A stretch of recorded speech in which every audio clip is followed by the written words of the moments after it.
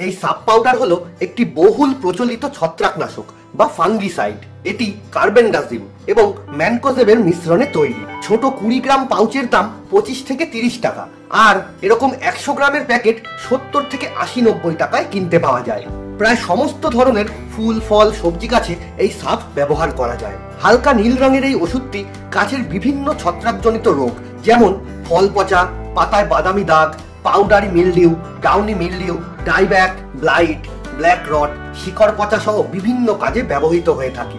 টবের মাটি তৈরি করার সময় অল্প করে, মোটামুটি 10-12 ইঞ্চি টবে 5 গ্রাম বা উঁচু উঁচু 1 টেবিল চামচ মিশিয়ে নিলে মাটির ছত্রাক নষ্ট হয়ে যায়, গাছ ভালো বাড়ে।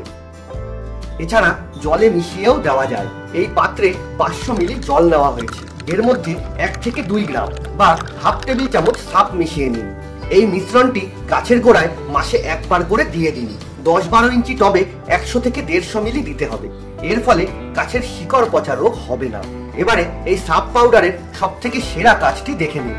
একটি স্প্রে বোতলে 1 লিটার জল নেওয়া হয়েছে। এর মধ্যে 1 টেবিল চামচ বা 3 গ্রাম মতো সাপ মিশিয়ে নিন।